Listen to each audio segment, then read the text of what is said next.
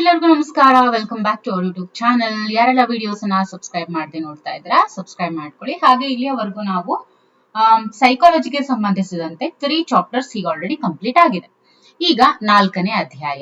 ಇಲ್ಲಿ ನಾವು ಮಾನವ ವಿಕಾಸದ ಬಗ್ಗೆ ನಾವು ನೋಡ್ತೀವಿ. ಇಲ್ಲಿ ಕಾಣ್ತಾ ಇರ್ಬೋದು ನಿಮಗೆ ಮಾನವ ವಿಕಾಸ ಯಾವ ರೀತಿ ಆಗಿದೆ ಅಂತ ಕಾಣುತ್ತೆ, ಹೌದಲ್ವಾ?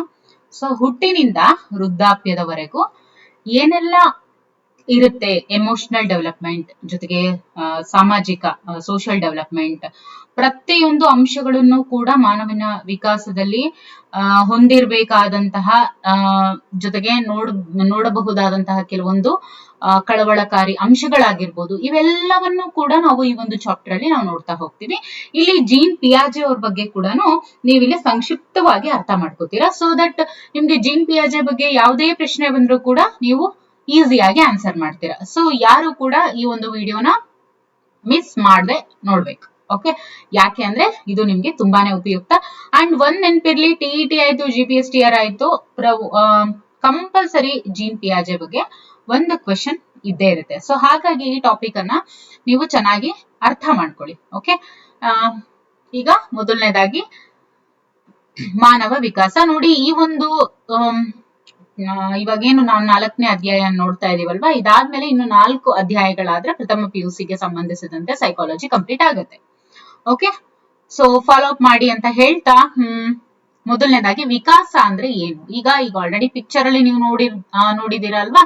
ಈಗ ವಿಕಾಸ ಅಂದ್ರೆ ಏನು ಅಂತ ಈಗ ನಿಮ್ಗೆ ಅರ್ಥ ಆಗಿರುತ್ತೆ. ವಿಕಾಸದ ಅರ್ಥ ಅಂತ ನೋಡಿದಾಗ ಪ್ರಗತಿ ಅಂತ ಹೇಳ್ತೀವಿ. ಓಕೆ, ಅಥವಾ ವೃದ್ಧಿ ಅಥವಾ ಪರಿವರ್ತನೆ ಅಂತ ಕೂಡ ಕರೀತಾರೆ. ಇಲ್ಲಿ ವಿಕಾಸ ಎಂಬ ಪದವನ್ನ ವಿಶೇಷ ಅರ್ಥದಲ್ಲಿ ಬಳಸಿದ್ದಾರೆ. ಯಾವುದೇ ಒಂದು ವ್ಯಕ್ತಿಯಲ್ಲಿ ಸುವ್ಯವಸ್ಥಿತ ಹಾಗೂ ಪ್ರಗತಿದಾಯಕ ರೀತಿಯಲ್ಲಿ ಉಂಟಾಗುವಂತಹ ಪರಿವರ್ತನೆಗೆ ವಿಕಾಸ ಅಂತ ಹೇಳ್ತಾರೆ. ಇಲ್ಲಿ ಅಕಾರ್ಡಿಂಗ್ ಟು ಸೈಕಾಲಜಿ ಏನ್ ಹೇಳ್ತಾರೆ, ಯಾವುದೇ ಒಂದು ವ್ಯಕ್ತಿಯಲ್ಲಿ ಒಂದು ಸುವ್ಯವಸ್ಥಿತ ಮತ್ತು ಪ್ರಗತಿದಾಯಕ ರೀತಿಯಲ್ಲಿ ಉಂಟಾಗುವಂತಹ ಪರಿವರ್ತನೆ, ಓಕೆ, ಪರಿವರ್ತನೆ, ಅದನ್ನ ಪರಿವರ್ತನೆಗೆ ವಿಕಾಸ ಅಂತ ಕರೀತಾರೆ. ಅಂತಹ ಪ್ರಗತಿ ದೇಹದ ಗಾತ್ರ ಮತ್ತು ಪ್ರಮಾಣಗಳಲ್ಲಿ ಮಾತ್ರ ಆಗಿರದೆ, ನೋಡಿ ಇಲ್ಲಿ ವಿಕಾಸ ಅನ್ನುವಂಥದ್ದು ದೇಹದ ಗಾತ್ರ ಮತ್ತು ಪ್ರಮಾಣಗಳಲ್ಲಿ ಮಾತ್ರ ಆಗಿರದೆ ದೇಹದ ವಿವಿಧ ರಚನೆಗಳು ಮತ್ತು ಅವುಗಳನ್ನ ಸಂಘಟಿಸುವಂತಹ ಒಂದು ಪ್ರಕ್ರಿಯೆ ಕೂಡ ಆಗಿರುತ್ತೆ. ಇನ್ನು ಹುಟ್ಟಿನಿಂದ ಸಾಯುವವರೆಗೂ ಕೂಡ ವ್ಯಕ್ತಿಯ ವ್ಯಕ್ತಿತ್ವದಲ್ಲಿ ಬದಲಾವಣೆಗಳನ್ನ ನಾವು ಕಾಣ್ತೀವಿ, ಹೌದಲ್ವಾ? ಪ್ರತಿಯೊಬ್ಬ ಮನುಷ್ಯನ ಹುಟ್ಟಿನಿಂದ ಸಾಯುವವರೆಗೂ ಕೂಡ ವ್ಯಕ್ತಿತ್ವದಲ್ಲಿ ನಾವು ಬದಲಾವಣೆಗಳನ್ನ ಕಾಣ್ತೀವಿ. ಯಾವ ತರ? ದೈಹಿಕ ಬದಲಾವಣೆ, ಆಲೋಚನೆಯಲ್ಲಿ ಬದಲಾವಣೆ, ಭಾಷೆ ಬಳಕೆಯಲ್ಲಿ ಬದಲಾವಣೆ, ಸಾಮಾಜಿಕ ಸಂಬಂಧಗಳಲ್ಲಿ ಬದಲಾವಣೆಗಳನ್ನ ನಾವು ಕಾಣ್ತೀವಿ. ಈ ಬದಲಾವಣೆಗಳು ಸಮಗ್ರವಾಗಿ ಅಂದ್ರೇನು, ಶಾರೀರಿಕ, ಮಾನಸಿಕ, ಸಾಮಾಜಿಕ ಹಾಗೂ ಭಾವನಾತ್ಮಕ ವಿಷಯಗಳಲ್ಲಿ ನಿರಂತರವಾಗಿ ನಡೀತಾನೆ ಇರುತ್ತೆ. ಸೊ ವಿಕಾಸದ ವಿವಿಧ ಹಂತಗಳಲ್ಲಿ ಬದಲಾವಣೆಗಳನ್ನ ನಾವು ಕಾಣ್ತೀವಿ. ಇನ್ನು ವೃದ್ಧಾಪ್ಯದಲ್ಲಿ ಅವನತಿಯನ್ನ ನಾವು ಕಾಣ್ತೇವೆ. ಸೊ ವಿಕಾಸ ಅನ್ನುವಂಥದ್ದು ಪ್ರಗತಿದಾಯಕ, ಕ್ರಮಬದ್ಧ ಹಾಗೂ ಊಹಿಸಬಹುದಾದಂತಹ ಬದಲಾವಣೆ ಅಂತ ಹೇಳ್ಬೋದು. ನೋಡಿ, ವಿಕಾಸ ಅನ್ನುವಂಥದ್ದು ಗರ್ಭಾಂಕುರದಿಂದ ಆರಂಭವಾಗಿ ಜೀವನದ ಉದ್ದಕ್ಕೂ ಕೂಡ ಸಾಗ್ತಾ ಹೋಗುತ್ತೆ. ವಿಕಾಸ ಶಾರೀರಿಕ, ಮಾನಸಿಕ, ಸಾಮಾಜಿಕ, ಭಾವನಾತ್ಮಕ ಅಂಶಗಳಿಂದ ಇದು ಪ್ರಭಾವಿತ ಆಗಿದೆ. ಶಾರೀರಿಕ ವಿಕಾಸ ಪ್ರಮುಖವಾಗಿ ಪೋಷಕರಿಂದ ಪಡೆದಂತಹ ಅನುವಂಶೀಯ ಅಂಶಗಳಿಂದ ಇದು ನಿರ್ಧಾರ ಆಗುತ್ತೆ.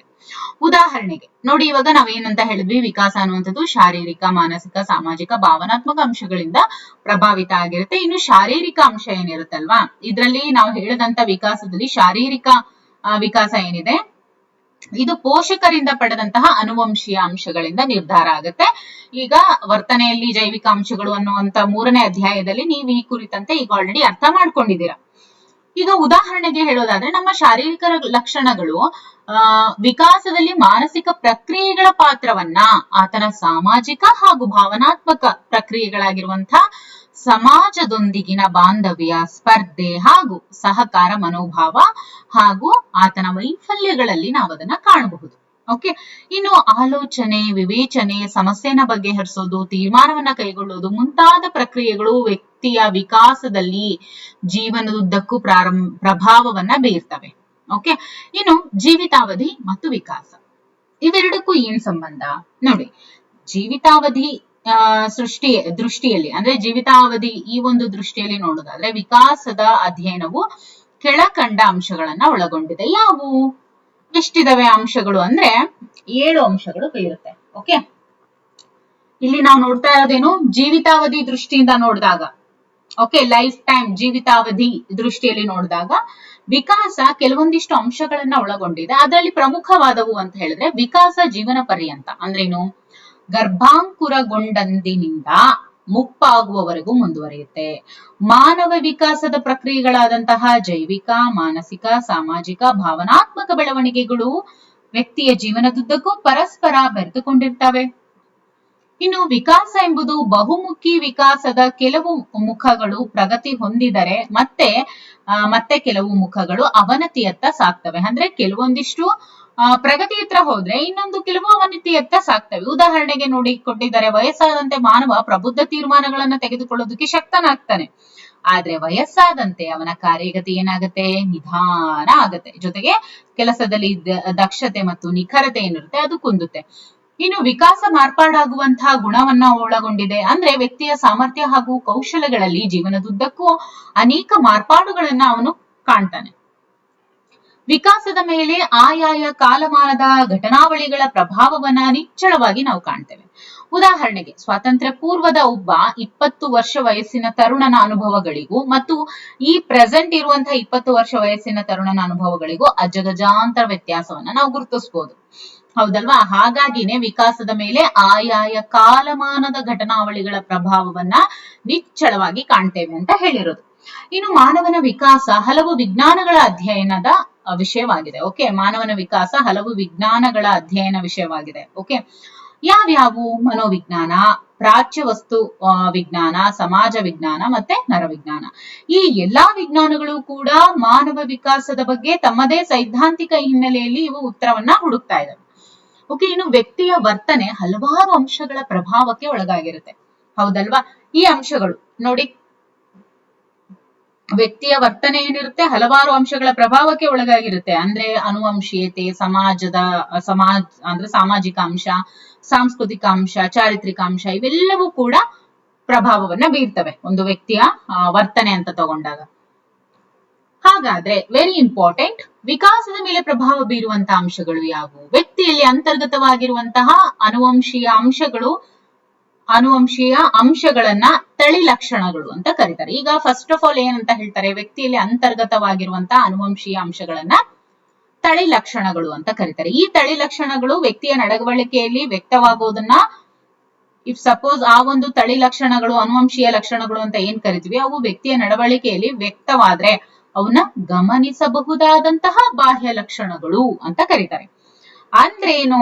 ಆತನ ಆಕಾರ, ಎತ್ತರ, ಬಣ್ಣ, ಕಣ್ಣು, ಕೂದಲು, ಮುಖಚರ್ಯೆ ಹಾಗೂ ಆತನ ಮಾನಸಿಕ ಲಕ್ಷಣಗಳಾಗಿರುವಂತಹ ಬುದ್ಧಿಶಕ್ತಿ, ಕ್ರಿಯಾಶೀಲತೆ, ವ್ಯಕ್ತಿತ್ವ, ಇವೆಲ್ಲವೂ. ಇನ್ನು ವ್ಯಕ್ತಿಯ ಬಾಹ್ಯ ಲಕ್ಷಣಗಳು ಅನುವಂಶೀಯ ಅಂಶಗಳು ಮತ್ತು ಹುಟ್ಟಿ ಬೆಳೆದ ಪರಿಸರಗಳ ಪರಸ್ಪರ ಪ್ರಭಾವದಿಂದ ರೂಪುಗೊಂಡ ಲಕ್ಷಣಗಳು ಆಗಿರ್ತವೆ. ಇನ್ನು ವಂಶವಾಹಿಗಳು ವ್ಯಕ್ತಿಯ ವಿಕಾಸಕ್ಕೆ, ಅಂದ್ರೆ ದಿಸ್ ಇಸ್ ಕಂಟಿನ್ಯೂಯೇಷನ್. ಓಕೆ, ವಂಶವಾಹಿಗಳು ವ್ಯಕ್ತಿಯ ವಿಕಾಸಕ್ಕೆ ನೀಲನಕ್ಷೆ ಮತ್ತು ವೇಳಾಪಟ್ಟಿಯನ್ನ ಒದಗಿಸ್ತವೆ. ಯಾವುವು? ವಂಶವಾಹಿಗಳು ವ್ಯಕ್ತಿಯ ವಿಕಾಸಕ್ಕೆ ಒಂದು ಬ್ಲೂ ಪ್ರಿಂಟ್ ಅನ್ನ ಕೊಡ್ತವೆ. ಯಾವುವು? ವಂಶವಾಹಿಗಳು. ಓಕೆ, ಜೊತೆಗೆ ಅಂದ್ರೆ ಒಂದು ಬ್ಲೂ ಪ್ರಿಂಟ್, ಒಂದು ಟೈಮ್ ಟೇಬಲ್ ಅನ್ನ ಇವೇ ಕೊಟ್ಬಿಡ್ತವೆ. ಯಾವುವು? ವಂಶವಾಹಿಗಳು. ಪ್ರತಿಯೊಬ್ಬ ವ್ಯಕ್ತಿಗೆ ತನ್ನ ತಂದೆ ತಾಯಿಗಳಿಂದ ಬಂದಿರುವಂತಹ ವಂಶವಾಹಿಗಳ ರಚನೆ ವಿಶಿಷ್ಟವಾಗಿರುತ್ತೆ. ಆದ್ರಿಂದ ಈ ವಿಶಿಷ್ಟ ವಂಶವಾಹಿಗಳು ಪ್ರತಿಯೊಬ್ಬ ವ್ಯಕ್ತಿ ಇತರರಿಗಿಂತ ಭಿನ್ನವಾಗಿರೋದಕ್ಕೆ ಇದು ಕಾರಣ. ಓಕೆ, ಇನ್ನು ವ್ಯಕ್ತಿ ತಾನು ಜನ್ಮದತ್ತವಾಗಿ ಪಡೆದುಕೊಂಡಿರುವಂತಹ ಅಂಶಗಳು ಆತನ ಆಸಕ್ತಿ, ಪರಿಸರವನ್ನ ನಿರ್ಧರಿಸ್ತವೆ. ಯಾವ ತರ? ಸಂಗೀತ ಅಥವಾ ಕ್ರೀಡೆಯಲ್ಲಿ ವಿಶೇಷ ಪ್ರತಿಭೆ ಜನ್ಮದತ್ತವಾಗಿ ಬಂದಿರುತ್ತೆ. ಆದ್ರೆ ಈ ಪ್ರತಿಭೆ ಪರಿಪಕ್ವಗೊಳ್ಳೋದಕ್ಕೆ ಸೂಕ್ತ ಪರಿಸರದ ಅವಶ್ಯಕತೆ ಇರುತ್ತೆ. ಆದ್ರಿಂದ ಸಂಗೀತದ ಪ್ರತಿಭೆ ಇರುವ ವ್ಯಕ್ತಿ ತನ್ನ ಪ್ರತಿಭೆ ಪರಿಪಕ್ವಗೊಳ್ಳಲು ಬೇಕಾದಂತಹ ಸಂಗೀತ ತರಬೇತಿಗೆ ಒಲವನ್ನ ತೋರಿಸ್ತಾನೆ. ಹಾಗೆ ಕ್ರೀಡೆಗಳಲ್ಲಿ ಪ್ರತಿಭೆ ಹೊಂದಿರುವಂತಹ ವ್ಯಕ್ತಿ ತನ್ನ ಪ್ರತಿಭೆ ಹೊರಹೊಮ್ಮಬೇಕು ಅಂದ್ರೆ ಅದಕ್ಕೆ ತಕ್ಕಂತ ಕ್ರೀಡಾ ಪರಿಸರವನ್ನ ಆತ ಆಯ್ಕೆ ಮಾಡ್ಕೋತಾನೆ. ಆದ್ರಿಂದ ಪರಿಸರ ಹಾಗೂ ಜನ್ಮದತ್ತ ಅಂಶಗಳು ಪರಸ್ಪರ ಪ್ರಭಾವವನ್ನ ಬೀರುವಂತಹ ಅಂಶಗಳು ಆಗಿರ್ತವೆ. ಅನುವಂಶೀಯತೆ ಮತ್ತು ಪರಿಸರ ಅನ್ನುವಂಥದ್ದು ಒಂದಕ್ಕೊಂದು ಸಂಬಂಧ ಬೀರುವಂತಹ ಅಂಶಗಳಾಗಿರ್ತವೆ. ಸೂಕ್ತ ಪರಿಸರ ಇಲ್ಲದೆ ಹುಟ್ಟಿನಿಂದ ಬಂದಂತಹ ಪ್ರತಿಭೆ ವಿಕಸನಗೊಳ್ಳೋದಕ್ಕೆ ಆಗೋದಿಲ್ಲ. Okay, yes. ಈಗ ನೋಡೋಣ ಸನ್ನಿವೇಶ ಮತ್ತು ವಿಕಾಸ ಶೂನ್ಯದಲ್ಲಿ ನಡೆಯೋದಿಲ್ಲ. ವಿಕಾಸ 0 ಪಾಯಿಂಟ್. ಏನು ಇಲ್ಲ ಅಂದ್ರೆ ವಿಕಾಸ ನಡೆಯೋದಿಲ್ಲ. ವಿಕಾಸ ಅಥವಾ ಬೆಳವಣಿಗೆಗೆ ಸೂಕ್ತ ಸಾಮಾಜಿಕ ಸಾಂಸ್ಕೃತಿಕ ಪರಿಸರ ಅಗತ್ಯ ಇರಲೇಬೇಕು. ವ್ಯಕ್ತಿಯು ತಾನು ಜೀವನದಲ್ಲಿ ದಾಟುವಂತಹ ಬಾಲ್ಯ, ಶಾಲಾ ದಿನಗಳು, ಅಧಿವಯಸ್ಸು, ಕಾಲೇಜು ಶಿಕ್ಷಣ, ಯೌವನ, ವೃತ್ತಿ ಆಯ್ಕೆ, ವಿವಾಹ, ಮಕ್ಕಳು, ನಿವೃತ್ತಿ, ವೃದ್ಧಾಪ್ಯ ಇವೆಲ್ಲವುಗಳಲ್ಲಿಯೂ ಕೂಡ ವ್ಯಕ್ತಿಯ ಅನುವಂಶೀಯ ಅಂಶಗಳು ಹಾಗೂ ಆತ ಬೆಳೆದು ಬಂದಂತಹ ಪರಿಸರದ ಪರಸ್ಪರ ಪ್ರಭಾವದಿಂದ ನಿರ್ಧಾರ ಆಗುತ್ತೆ. ವ್ಯಕ್ತಿಯ ಜೀವಮಾನದಲ್ಲಿ ಆತನ ಪರಿಸರದಲ್ಲಿ ನಾವು ಬದಲಾವಣೆಗಳನ್ನ ಕಾಣಬಹುದು. ಇಲ್ಲಿ ನೋಡ್ತಾ ಇದ್ದೀರಾ, ಇವರು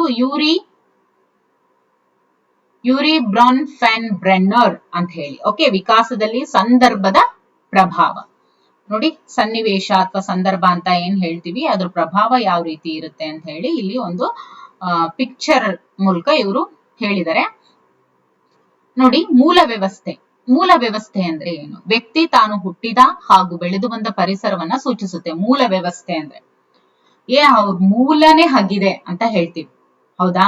ಅಂದ್ರೆ ಏನು ಅಂದ್ರೆ ಅವರ ಆಚಾರ, ಅವ್ರ ವಿಚಾರ, ಅವ್ರ ಮನೆ ನಡ್ಕೊಳ್ಳೋ ರೀತಿ ಅದು ಹಾಗೆ ಅನ್ನೋದಕ್ಕೆ ಮೂಲ ವ್ಯವಸ್ಥೆ. ಅಂದ್ರೆ ಕುಟುಂಬ, ಗೆಳೆಯರು, ಶಿಕ್ಷಕರು ಹಾಗೂ ಆತನ ನೆರೆಹೊರೆ ಇವೆಲ್ಲವೂ ಕೂಡ ಇದಕ್ಕೆ ಇನ್ಕ್ಲೂಡ್ ಆಗುತ್ತೆ. ಇನ್ನು ಮಧ್ಯಮ ವ್ಯವಸ್ಥೆ, ಇಲ್ಲಿ ವ್ಯಕ್ತಿ ಹಾಗೂ ವಿವಿಧ ಸನ್ನಿವೇಶಗಳ ನಡುವಿನ ಸಂಬಂಧವನ್ನ ಇದು ಸೂಚಿಸುತ್ತೆ.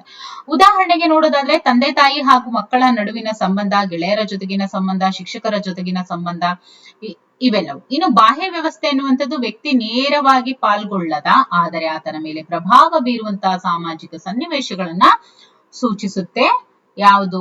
ಬಾಹ್ಯ ವ್ಯವಸ್ಥೆ. ಉದಾಹರಣೆ ನೋಡೋದಾದ್ರೆ ಇವಾಗ ತಂದೆ ತಾಯಿಗೆ ವರ್ಗಾವಣೆ ಆದಾಗ ಅಲ್ಲಿನ ಸನ್ನಿವೇಶಗಳು ತಮ್ಮ ಮಕ್ಕಳ ವಿದ್ಯಾಭ್ಯಾಸಕ್ಕೆ ಅನುಕೂಲ ಇದೆಯೋ ಅಥವಾ ಇಲ್ವೋ ಅನ್ನೋದ್ರ ಬಗ್ಗೆ ಆತಂಕ ಇಟ್ಕೊಂಡಿರ್ತಾರೆ. ಜೊತೆಗೆ ಮಕ್ಕಳ ಜೊತೆಗಿನ ತಮ್ಮ ಸಂಬಂಧವಕ್ಕೆ ಎಲ್ಲಿ ಧಕ್ಕೆ ಆಗುತ್ತೋ ಅಂತ ಹೇಳಿ ತಳಮಳ ಕೂಡ ಪಡ್ತಾರೆ. ಸ್ಥೂಲ ಅಥವಾ ವಿಶಾಲ ವ್ಯವಸ್ಥೆ ಅಂದ್ರೆ ಏನು? ಇಲ್ಲಿ ಸ್ಥೂಲ ಅನ್ನೋದು ಮೀನ್ಸ್ ಬ್ರಾಡ್ ನೋಡಿ, ವಿಶಾಲ ವ್ಯವಸ್ಥೆ. ಓಕೆ, ವ್ಯಕ್ತಿ ವಾಸಿಸುವಂತಹ ಸಾಂಸ್ಕೃತಿಕ ಸನ್ನಿವೇಶವನ್ನ ಇದು ಸೂಚಿಸುತ್ತೆ.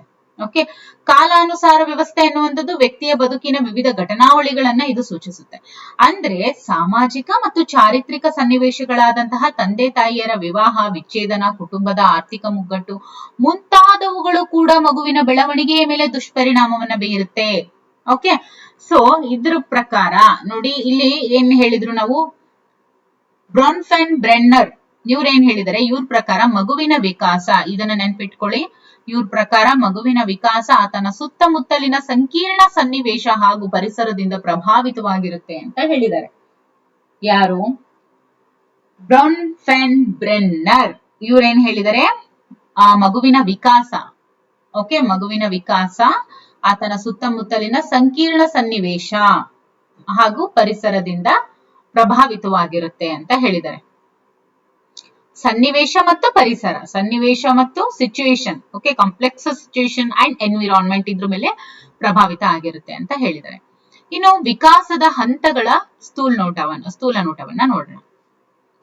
ಮನುಷ್ಯ ತನ್ನ ಜೀವನದಲ್ಲಿ ಹಲವು ಹಂತಗಳನ್ನ ದಾಟ್ತಾನೆ. ಕೆಲವು ಹಂತಗಳಲ್ಲಿ ಬದುಕಿಗೆ ಅಗತ್ಯವಾಗಿರುವಂತಹ ಕೌಶಲ್ಯಗಳನ್ನ ಬಹಳ ಸುಲಭವಾಗಿ ಮತ್ತು ಯಶಸ್ವಿಯಾಗಿ ಕಲ್ತ್ಬಿಡುತ್ತೆ ಮಗು. ಬದುಕಿನ ವಿವಿಧ ಹಂತಗಳಲ್ಲಿ ನಾವು ಮೈಗೂಡಿಸಿಕೊಳ್ಬೇಕಾದಂತಹ ಕೌಶಲ್ಯಗಳನ್ನ ಮತ್ತು ಜ್ಞಾನವನ್ನ ಗಳಿಸೋದನ್ನ ವಿಕಾಸ ಕಾರ್ಯಗಳು ಅಂತ ಹೇಳ್ತಾರೆ. ಓಕೆ, ಇದು ಚೆನ್ನಾಗಿ ನೆನ್ಪಿಟ್ಕೊಳ್ಳಿ, ವಿಕಾಸ ಕಾರ್ಯಗಳು ಬೇರೆ. ಓಕೆ, ಸೊ ಅದನ್ನೇ ಇಲ್ಲಿ ಕೊಟ್ಟಿರೋದು. ವಿಕಾಸ ಕಾರ್ಯಗಳು ಅಂದ್ರೆ ಏನು? ವಿಕಾಸ ಕಾರ್ಯಗಳು ಡೆವಲಪ್ಮೆಂಟಲ್ ಟಾಸ್ಕ್ ಅಂತ ಹೇಳ್ತಾರೆ ಇದನ್ನ ಇಂಗ್ಲಿಷ್ ಅಲ್ಲಿ. ಓಕೆ, ಮತ್ತೆ ಕಾರ್ಯ ಅಂತ ಹೇಳಿ ಫಂಕ್ಷನ್ ಅಂತ ತಗೋಬಾರ್ದು, ಡೆವಲಪ್ಮೆಂಟಲ್ ಟಾಸ್ಕ್ ಅಂತ ಕರೀತಾರೆ. ಓಕೆ, ಬದುಕಿನ ವಿವಿಧ ಹಂತಗಳಲ್ಲಿ ನಾವು ಮೈಗೂಡಿಸಿಕೊಳ್ಳಬೇಕಾದಂತಹ ಕೌಶಲ್ಯಗಳನ್ನು ಮತ್ತು ಜ್ಞಾನವನ್ನ ಗಳಿಸಿಕೊಳ್ಳುವಂತಹ ಕಾರ್ಯವೇ ವಿಕಾಸ ಕಾರ್ಯ ಅಂತ ಹೇಳಿ. ಓಕೆ, ಜನನ ಪೂರ್ವ ಹಂತ. ಈಗ ವಿಕಾಸದ ಹಂತಗಳನ್ನ ನಾವು ನೋಡ್ತಾ ಇದೀವಿ ಅಲ್ವಾ. ಈಗ ವಿಕಾಸದ ಹಂತ ಯಾವ್ದ್ರಿಂದ ಶುರುವಾಗುತ್ತೆ? ಮಗು ಏನು ಹೊಟ್ಟೆಲಿರುತ್ತೆ, ಗರ್ಭಾವಸ್ಥೆಯಿಂದ ಪ್ರಾರಂಭವಾಗುತ್ತೆ. ಅದನ್ನ ನಾವೇನಂತ ಕರಿತೀವಿ? ಜನನ ಪೂರ್ವ ಅಂತ. ಸೊ ಇದರಿಂದ ನೋಡ್ತಾ ಹೋಗೋಣ. ಜನನ ಪೂರ್ವ ಹಂತ. ಮಗುವಿನ ಜನನ ಪೂರ್ವ ಹಂತದ ಬೆಳವಣಿಗೆ ತಾಯಿಯ ವಯಸ್ಸು, ಆರೋಗ್ಯ, ಪೌಷ್ಟಿಕತೆ, ಮಾನಸಿಕ ಸ್ಥಿತಿಗತಿ ಮುಂತಾದವುಗಳನ್ನ ಅವಲಂಬಿಸಿರುತ್ತೆ. ತಾಯಿ ಯಾವುದೇ ಸೋಂಕಿನಿಂದ ಬಳಲಿದ್ರೂ ಅದು ಆಕೆಯ ಗರ್ಭದಲ್ಲಿರುವಂತಹ ಮಗುವಿನ ಬೆಳವಣಿಗೆಯ ಮೇಲೆ ಅದು ದುಷ್ಪರಿಣಾಮವನ್ನ ಬೀರಬಹುದು. ಯಾವ ತರ ಈಗ ನೋಡಿ, ಎಕ್ಸಾಂಪಲ್ ರುಬೆಲ್ಲಾ ಅಂದ್ರೆ ಜರ್ಮನ್ ದಡಾರ ಅಂತ ಕರೀತಾರೆ, ಜನನೇಂದ್ರಿಯಗಳ ಕಾಯಿಲೆಗಳು, ಆಮೇಲೆ HIV, ಈ ಮುಂತಾದ ಮಾರಕ ರೋಗಗಳು ಮಗುವಿನ ವಂಶವಾಹಿಗಳ ಮೇಲೆ ದುಷ್ಪರಿಣಾಮವನ್ನ ಬೀರ್ತವೆ. ಪರಿಸರದಿಂದ ಬಂದಂತಹ ಅನೇಕ ರಾಸಾಯನಿಕಗಳು ಗರ್ಭದಲ್ಲಿ ಇರುವಂತಹ ಮಗುವಿನ ಬೆಳವಣಿಗೆಗೆ ಮಾರಕ ಆಗಿರ್ತವೆ. ಅವುಗಳು ಅಂತ ಹೇಳಿದ್ರೆ ಅದೇ ಮಾದಕ ವಸ್ತು ಸೇವನೆ, ಗಾಂಜಾ, ಹೆರಾಯಿನ್, ಓಕೆ, LSD ಇವೆಲ್ಲವು. ಇನ್ನು ಆಲ್ಕೋಹಾಲ್ ಸೇವನೆ, ತಂಬಾಕು ಸೇವನೆ, ಕಲುಷಿತ ಗಾಳಿ, ನೀರು ಇವೆಲ್ಲವು. ಜೊತೆಗೆ ಇಂಗಾಲದ ಡೈಆಕ್ಸೈಡ್, ಸೀಸ, ಪಾದರಸ ಮುಂತಾದ ವಿಷಕಾರಿ ವಸ್ತುಗಳು ಗರ್ಭದಲ್ಲಿರುವಂತಹ ಶಿಶುವಿನ ಮೇಲೆ ಹಾನಿಕಾರಕ ಪರಿಣಾಮವನ್ನು ಬೀರ್ತವೆ. ಅಲ್ಲದೆ ಪದೇ ಪದೇ ಗರ್ಭಿಣಿಯನ್ನ ಕ್ಷಕಿರಣದ ಪ್ರಭಾವಕ್ಕೆ ಒಳಪಡಿಸುವುದು ಕೂಡ ಗರ್ಭದಲ್ಲಿರುವಂತಹ ಶಿಶುವಿನ ವಂಶವಾಹಿಗಳ ಮೇಲೆ ಅದು ದುಷ್ಪರಿಣಾಮವನ್ನ ಬೀರುತ್ತೆ. ಹೀಗೆ ಅನೇಕ ಅಂಶಗಳು ಜನನ ಪೂರ್ವಾವಧಿಯಲ್ಲಿ ಮಗುವಿನ ಬೆಳವಣಿಗೆಗೆ ಮಾರಕ ಆಗಿದವೆ. ಈಗ ಜನನ ಪೂರ್ವ ಅಂತ ಆಯ್ತು. ಈಗ ಶೈಶವಾವಸ್ಥೆ. ಶೈಶವದಲ್ಲಿ ಮಗು ಬದುಕೋದಕ್ಕೆ ಅಗತ್ಯವಿರುವಂತಹ ಚಟುವಟಿಕೆಗಳಾಗಿರುವಂತಹ ಉಸಿರಾಟ, ಮೊಲೆ ಚೀಪುವುದು, ನುಂಗುವುದು ಮತ್ತು ಮಲಮೂತ್ರ ವಿಸರ್ಜನೆ, ಇಂತಹ ಕಾರ್ಯಚಟುವಟಿಕೆಗಳು ಕಂಡು ಬರ್ತವೆ. ಮಗು ಹುಟ್ಟಿದ ಮೊದಲ ವಾರದಲ್ಲಿ ಕಂಡು ಬರುವ ಬೆಳವಣಿಗೆಗಳು ಅಂತ ಹೇಳಿದ್ರೆ ಬೆಳಕು ಮತ್ತು ಶಬ್ದ ಯಾವ ಕಡೆಯಿಂದ ಬರ್ತಿದೆ ಅನ್ನೋದನ್ನ ಮಗು ಗುರುತಿಸುತ್ತೆ. ತಾಯಿಯ ಧ್ವನಿಯನ್ನ ಗುರುತಿಸುತ್ತೆ. ಜೊತೆಗೆ ತಾಯಿಯ ಧ್ವನಿ ಮತ್ತೆ ಇತರ ಬೇರೆ ಮಹಿಳೆಯರ ಧ್ವನಿ, ಅವರಿಬ್ರು ನಡುವೆ ಇರುವಂತಹ ವ್ಯತ್ಯಾಸವನ್ನ ಗುರುತಿಸುತ್ತೆ. ಇದು ನನ್ನ ಅಮ್ಮನ ವಾಯ್ಸು, ಇದು ಯಾರೋ ಬೇರೆಯವ್ರದ್ದು ಅಂತ ಹೇಳಿ. ಮತ್ತು ನಾಲಿಗೆಯನ್ನ ಹೊರಚಾಚುತ್ತೆ, ಬಾಯಿ ತೆರೆಯುತ್ತೆ, ಮುಂತಾದ ಸನ್ನೆಗಳನ್ನು ಕೂಡ ಮಗು ಶೈಶವಾವಸ್ಥೆಯಲ್ಲಿ ಅನುಕರಿಸುತ್ತೆ. ಓಕೆ, ಮೋಟಾರ್ ಡೆವಲಪ್ಮೆಂಟ್ ಅಂತ ಹೇಳ್ತೀವಿ. ಅಂದ್ರೆ ಏನು? ಚಲನೆ ವಿಕಾಸ. ಓಕೆ, ಎಳೆ ಶಿಶುವಿನ ಚಲನೆಗಳು ಯಾಂತ್ರಿಕ ಪ್ರಕ್ರಿಯೆಗಳಾಗಿರ್ತವೆ, ರಿಫ್ಲೆಕ್ಸಸ್ ಅಂತ ಹೇಳ್ತೀವಿ, ಪ್ರತಿಕ್ರಿಯೆಗಳು. ಓಕೆ, ಯಾಂತ್ರಿಕ ಪ್ರತಿಕ್ರಿಯೆಗಳು ಆಗಿರ್ತವೆ. ಯಾವುವು? ಎಳೆ ಶಿಶುವಿನ ಚಲನೆಗಳು ಯಾಂತ್ರಿಕ ಪ್ರತಿಕ್ರಿಯೆಗಳು ಆಗಿರ್ತವೆ. ಅವು ಹುಟ್ಟಿನಿಂದಲೇ ಬಂದಂತಹ ಲಕ್ಷಣಗಳು. ಮಕ್ಕಳಲ್ಲಿ ಕಂಡು ಬರುವಂತಹ ಯಾಂತ್ರಿಕ ವರ್ತನೆಗಳು ಅಂತ ಹೇಳಿದ್ರೆ ಕೆಮ್ಮೋದು, ಕಣ್ಮಿಟಿಕ್ಸೋದು, ಆಕಳಿಸೋದು ಇವೆಲ್ಲವು. ಇವು ಜೀವನ ಪರ್ಯಂತನೂ ಕಂಡು ಬರ್ತವೆ. ಮೆದುಳು ವಿಕಸನಗೊಂಡಂತೆ ಇತರ ಕೆಲವು ಯಾಂತ್ರಿಕ ವರ್ತನೆಗಳು ಕಾಣೆ ಹಾಕ್ತಾ ಇಚ್ಛಾಪೂರ್ವಕ ವರ್ತನೆಗಳು ಮಾತ್ರ ವಿಕಾಸಗೊಳ್ತವೆ ಅಥವಾ ವಿಕಸನಗೊಳ್ತವೆ. ದೇಹ ಬೆಳೆದಂತೆ ಮೆದುಳು ಕೂಡ ಬೆಳೆಯುತ್ತೆ. ಸ್ನಾಯುಗಳು ಮತ್ತು ನರಮಂಡಲದ ಬೆಳವಣಿಗೆಯಿಂದಾಗಿ ಮಗುವಿನ ಕೌಶಲಗಳು ಇನ್ನೂ ಹೆಚ್ಚು ಪ್ರಬುದ್ಧ ಆಗ್ತವೆ. ಮೂಲ ಶಾರೀರಿಕ ಕ್ರಿಯೆಗಳಾಗಿರುವಂತಹ ವಸ್ತುಗಳನ್ನ ಹಿಡಿದುಕೊಳ್ಳೋದು, ತೆವಳೋದು, ಕುಳಿತುಕೊಳ್ಳೋದು, ನಡೆಯುವುದು, ಓಡುವುದು ಇವೆಲ್ಲವೂ ಕೂಡ ಬೆಳೀತಾ ಹೋಗ್ತವೆ. ಓಕೆ, ಇನ್ನು ಈಗ ನೋಡಿ, ನಾವು ಪಿಯಾಜೆ ಅವ್ರ ಬಗ್ಗೆ ನಾವಿಲ್ಲಿ ನೋಡ್ತೀವಿ. ಸನ್ನಾತ್ಮಕ ಬೆಳವಣಿಗೆ ಹಂತಗಳು ಅಂದ್ರೆ ಮಗುವಿನ ವಿಕಾಸ ಮತ್ತು ಬೆಳವಣಿಗೆ ಅಥವಾ ಒಬ್ಬ ಮನುಷ್ಯನ ವಿಕಾಸ ಮತ್ತು ಬೆಳವಣಿಗೆ ಅಂತ ನಾವು ನೋಡಿದಾಗ ಪಿಯಾಜೆ ಅವರ ಸನ್ನಾತ್ಮಕ ಬೆಳವಣಿಗೆ ಹಂತ ಏನಿದೆಯಲ್ಲ, ದಿಸ್ ಇಸ್ ದ ಬೇಸ್ ಅಂತ ಹೇಳ್ತೀವಿ. ಸೊ ಹಾಗಾಗಿ ಇದು ಪ್ರಮುಖವಾಗಿರುತ್ತೆ. ಇದ್ರ ಮೇಲೆ ಸಾಕಷ್ಟು ಪ್ರಶ್ನೆಗಳು ಈಗ ಆಲ್ರೆಡಿ ನೀವು ನೋಡಿರ್ತೀರಾ. ಜೊತೆಗೆ ಕಂಪಲ್ಸರಿ ಒಂದು TET ಪೇಪರ್ ಬರುತ್ತೆ ಅಥವಾ ಒಂದು GPT ಪೇಪರ್ ಬರುತ್ತೆ ಅಂತ ಅಂದ್ರೆ ಅದು ಪಿಯಾಜೆ ಅವ್ರನ್ನಂತೂ ಬಿಟ್ಟು ಇರೋದಿಲ್ಲ. ಓಕೆ, ಸೊ ಹಾಗಾಗಿ ಪಿಯಾಜೆ ಅವರ ಈ ಒಂದು ಬೆಳವಣಿಗೆ ಹಂತಗಳು ಏನಿದೆ ಇದನ್ನ ಇವಾಗ ನೋಡ್ತಾ ಹೋಗೋಣ. ಸಂಕ್ಷಿಪ್ತವಾಗಿ ಇದನ್ನ ಮುಂದಿನ ವಿಡಿಯೋದಲ್ಲಿ ನಾವು ನೋಡ್ತಾ ಹೋಗೋಣ. ಇವಾಗ ನಾವೇನ್ ನೋಡೋಣ, ಜಸ್ಟ್ ಒಂದು ಔಟರ್ ವ್ಯೂ ಅನ್ನ ನೋಡಿ ಈಗ. Okay, very important. ಸಂವೇದನಾ ಗತಿ ಹಂತ. ಇವರು 4 ಹಂತಗಳನ್ನ ಕೊಡ್ತಾರೆ. ಯಾರು ಜೀನ್ ಪಿಯಾಜೆ ಅವರು ಸನ್ನಾತ್ಮಕ ಬೆಳವಣಿಗೆ ಹಂತಗಳು ಅಂತ ಹೇಳಿ 4 ಹಂತಗಳನ್ನ ಕೊಡ್ತಾರೆ. ಓಕೆ, ಮೊದಲನೇದು, ಎರಡನೇದು, ಮೂರನೇದು, ನಾಲ್ಕನೇದು. ಮೊದಲನೇದು ಸಂವೇದನಾ ಗತಿಯ ಹಂತ, ಎರಡನೇದು ಸಂಕ್ರಿಯಾತ್ಮಕ ಪೂರ್ವ ಹಂತ, ಮೂರನೇದು ಮೂರ್ತ ಕ್ರಿಯಾತ್ಮಕ ಹಂತ, ನಾಲ್ಕನೇದು ಔಪಚಾರಿಕ ಸಂಕ್ರಿಯಾತ್ಮಕ ಹಂತ. ಹುಟ್ಟಿನಿಂದ 2 ವರ್ಷಗಳ ಕಾಲ ಸಂವೇದನಾ ಗತಿಯ ಹಂತ ಅಂತ ಹೇಳಿದರೆ, 2 ವರ್ಷದಿಂದ 7 ವರ್ಷದವರೆಗೂ ಸಂಕ್ರಿಯಾತ್ಮಕ ಪೂರ್ವ ಹಂತ ಅಂತ ಹೇಳಿದರೆ, 7 ವರ್ಷದಿಂದ 11 ವರ್ಷದವರೆಗೂ ಮೂರ್ತ ಕ್ರಿಯಾತ್ಮಕ ಹಂತ ಅಂತ ಹೇಳಿದರೆ, ಇನ್ನು ಔಪಚಾರಿಕ ಸಂಕ್ರಿಯಾತ್ಮಕ ಹಂತ 11 ವರ್ಷದಿಂದ 15 ವರ್ಷ ಅಂತ ಹೇಳಿದ್ದಾರೆ. ಓಕೆ, ಅದಕ್ಕೆ ತಕ್ಕಂತೆ ಗುಣಲಕ್ಷಣಗಳನ್ನು ಕೂಡ ಇಲ್ಲಿ ತಿಳಿಸಿದ್ದಾರೆ ನೋಡಿ. ಸಂವೇದನಾ ಗತಿಯ ಹಂತ ಅಂತ ಬಂದಾಗ ಮಗು ತನ್ನ ಸಂವೇದನಾ ಅನುಭವಗಳನ್ನ ಕ್ರಿಯೆಗಳ ಜೊತೆ ಸಮನ್ವಯಗೊಳಿಸುವಂತಹ ಯತ್ನ ಮಾಡುತ್ತೆ ಅಂತ ಹೇಳಿದ್ದಾರೆ. ಯಾರು? ಪಿಯಾಜೆ ಅವರು. ಯಾವ ಹಂತ? ಸಂವೇದನಾ ಗತಿಯ ಹಂತ.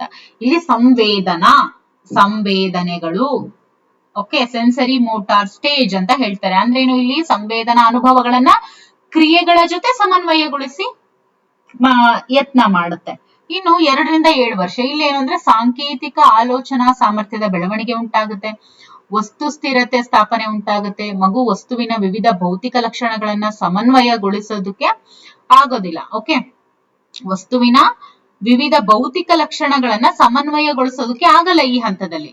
ಓಕೆ, ಆದ್ರೆ ಸಾಂಕೇತಿಕ ಆಲೋಚನಾ ಸಾಮರ್ಥ್ಯ ಮಾತ್ರ ಬೆಳವಣಿಗೆ ಆಗುವಂತ ಸ್ಟೇಜ್ ಇದಾಗಿರುತ್ತೆ. ಓಕೆ, ಇನ್ನು ಮೂರ್ತ ಕ್ರಿಯಾತ್ಮಕ ಹಂತದಲ್ಲಿ ಏನಾಗುತ್ತೆ, ಮೂರ್ತ ಘಟನೆಗಳ ಬಗ್ಗೆ, ಕಣ್ಣಿಗೆ ಕಾಣುವಂತಹ ಘಟನೆಗಳ ಬಗ್ಗೆ ತರ್ಕಬದ್ಧವಾಗಿ ವಿಚಾರ ಮಂಡಿಸುತ್ತೆ, ಜೊತೆಗೆ ವಸ್ತುಗಳನ್ನ ವಿವಿಧ ಗುಂಪುಗಳಾಗಿ ವಿಂಗಡಿಸುತ್ತೆ. ಇಲ್ಲಿ ಏನು ಸಮನ್ವಯಗೊಳಿಸೋದಕ್ಕಾಗಲ್ವೋ ಅದನ್ನ ಇಲ್ಲಿ ಮಾಡುತ್ತೆ ಮಗು. ವಸ್ತುಗಳ ಪ್ರಾತಿನಿಧಿತ್ವದ ಬಗ್ಗೆ ತನ್ನ ಆಲೋಚನೆಗಳನ್ನ ತಿರ್ಗಾ ಮುರುಗ ಮಾಡಬಲ್ಲದು. ಇನ್ನು ಔಪಚಾರಿಕ ಸಂಕ್ರಿಯಾತ್ಮಕ ಹಂತದಲ್ಲಿ ಅಧಿವಯಸ್ಸಿನಲ್ಲಿ ತರ್ಕಬದ್ಧ ಮತ್ತು ಹೆಚ್ಚು ಅಮೂರ್ತ ಆಲೋಚನಾ ಸಾಮರ್ಥ್ಯದ ಬೆಳವಣಿಗೆ, ಕಲ್ಪನಾ ಸಾಮರ್ಥ್ಯದ ವೃದ್ಧಿ ಇಲ್ಲಿ ಕಂಡು ಬರುತ್ತೆ, ಇಲ್ಲಿ ಔಪಚಾರಿಕ ಸಂಕ್ರಿಯಾತ್ಮಕ ಹಂತದಲ್ಲಿ. ಓಕೆ, ಸಂವೇದನಾ ಸಾಮರ್ಥ್ಯಗಳು ನೆಕ್ಸ್ಟ್ ಸಂಜ್ಞಾತ್ಮಕ ಬೆಳವಣಿಗೆ ಅಂತ ಹೇಳಿ ಮುಂದೆ ನೋಡ್ತಾ ಹೋಗೋಣ. ಸಂವೇದನಾ ಸಾಮರ್ಥ್ಯಗಳು ಮಗು ಹುಟ್ಟಿದ ಕೆಲವೇ ಗಂಟೆಗಳಲ್ಲಿ ತಾಯಿಯ ಧ್ವನಿಯನ್ನ ಗುರುತಿಸುವಂತಹ ಹಾಗೂ ಇತರ ಸಂವೇದನಾ ಸಾಮರ್ಥ್ಯವನ್ನ ಹೊಂದಿರುತ್ತೆ. ಆಗ ತಾನೇ ಜನಿಸಿದಂತಹ ಮಗು ಪ್ರಚೋದನೆ ಬಂದ ಕಡೆ ನೋಡುತ್ತೆ. ಓಕೆ, ಅದು ಬಿಟ್ಟು ಮುಖವನ್ನ ದಿಟ್ಟಿಸಿ ನೋಡೋಕ್ಕಾಗಲ್ಲ. ಆದ್ರೆ ದಿನಗಳು ಕಳೆದಂತೆ ಮಗು ನೋಡುವಂತಹ ಆದ್ಯತೆ ಬದಲಾಗ್ತಾ ಹೋಗುತ್ತೆ. ನವಜಾತ ಶಿಶುವಿನ ದೃಷ್ಟಿ ವಯಸ್ಕರ ದೃಷ್ಟಿಗೆ ಹೋಲಿಸಿದ್ರೆ ಅತಿ ಕಡಿಮೆ ಅಂತ ಹೇಳ್ಬೋದು. ಓಕೆ ನೋಡಿ, ನವಜಾತ ಶಿಶುವಿನ ದೃಷ್ಟಿ ವಯಸ್ಕರ ದೃಷ್ಟಿಗೆ ಹೋಲಿಸಿದ್ರೆ ಅತಿ ಕಡಿಮೆ ಅಂತ ಹೇಳ್ಬೋದು. ಮಗುವಿಗೆ 6 ತಿಂಗಳು ಆಗುವ ವೇಳೆಗೆ ದೃಷ್ಟಿ ಸಾಕಷ್ಟು ಸುಧಾರಿಸಿರುತ್ತೆ. ಮಗುವಿಗೆ 1 ವರ್ಷ ತುಂಬೋದ್ರ ಒಳಗಡೆ ಮಗುವಿನ ದೃಷ್ಟಿ ಅಷ್ಟೇ ಇರುತ್ತೆ. ಓಕೆ, ನವಜಾತ ಶಿಶು ಬಣ್ಣಗಳನ್ನ ಗುರುತಿಸಬಲ್ಲದೆ ಅಂತ ಹೇಳಿದಾಗ ಒಂದು ಅಂದಾಜಿನ ಪ್ರಕಾರ ನವಜಾತ ಶಿಶು ಕೆಂಪು ಮತ್ತು ಬಿಳಿ ಬಣ್ಣ, ಓಕೆ, ಕೆಂಪು ಮತ್ತು ಬಿಳಿ ಬಣ್ಣಗಳ ನಡುವಿನ ವ್ಯತ್ಯಾಸವನ್ನ ಗುರುತಿಸಬಲ್ಲದು ಅಂತ ಹೇಳಿದರೆ. ಆದ್ರೆ ಒಟ್ಟಾರೆ ನವಜಾತ ಶಿಶು ಬಣ್ಣಗಳನ್ನ ಗುರುತಿಸೋದಕ್ಕೆ ಆಗಲ್ಲ. ಮತ್ತು ಮಗು ಬಣ್ಣಗಳನ್ನ ಗುರುತಿಸುವಂತ ಸಾಮರ್ಥ್ಯ ಮಗುವಿಗೆ 3 ತಿಂಗಳು ಆಗುವ ವೇಳೆಗೆ ಹೆಚ್ಚಾಗ್ತಾ ಹೋಗುತ್ತೆ. ಓಕೆ, ಹುಟ್ಟಿದಾಗ ಮಾತ್ರ ಕೆಂಪು ಮತ್ತು ಬಿಳಿ ಗುರುತಿಸುವಂತ ಸಾಮರ್ಥ್ಯ ಇರುತ್ತೆ ಅಂತ ಅಂದಾಜಿನ ಪ್ರಕಾರ ಹೇಳಿದ್ದಾರೆ. ಇನ್ನು ನವಜಾತ ಶಿಶುವಿನ ಶಬ್ದ ಗ್ರಹಿಕೆ ಸಾಮರ್ಥ್ಯ ಹೇಗಿರುತ್ತೆ ಅಂತ ಹೇಳಿದ್ರೆ, ಮಗು ಹುಟ್ಟಿದ ಕೂಡಲೇ ಶಬ್ದಗಳನ್ನ ಗ್ರಹಿಸಬಲ್ಲದು. ಮಗು ಬೆಳವಣಿಗೆ ಆದಂತೆ ಶಬ್ದಗಳ ವ್ಯತ್ಯಾಸಗಳನ್ನ ಗುರುತಿಸುವಂತ ಸಾಮರ್ಥ್ಯ ಹೆಚ್ಚಾಗ್ತಾ ಹೋಗುತ್ತೆ. ಇನ್ನು ನವಜಾತ ಶಿಶು ಸ್ಪರ್ಶಕ್ಕೆ ಪ್ರತಿಕ್ರಿಯಿಸುತ್ತೆ. ವಾಸನೆ, ರುಚಿ ಗ್ರಹಿಸುವ ಸಾಮರ್ಥ್ಯ ಕೂಡ ನವಜಾತ ಶಿಶುವಿನಲ್ಲಿ ಕಂಡು ಬರುತ್ತೆ ಅಂತ ಹೇಳಿದ್ದಾರೆ. ಇದಿಷ್ಟು ಏನು ಸಂವೇದನಾ ಸಾಮರ್ಥ್ಯಗಳು, ಸೆನ್ಸರಿ ಆರ್ಗನ್ಸ್ ಏನೆಲ್ಲ ಎಬಿಲಿಟಿ ಮಗು ನವಜಾತ ಶಿಶು ಒಳಗೊಂಡಿರುತ್ತೆ ಅಂತ. ಸೊ ಮುಂದಿನ ಒಂದು ತರಗತಿಯಲ್ಲಿ ನಾವು ಸನ್ನಾತ್ಮಕ ಬೆಳವಣಿಗೆ ಇದ್ರ ಬಗ್ಗೆ ನಾವು ನೋಡ್ತಾ ಹೋಗೋಣ. Okay, thank you for watching.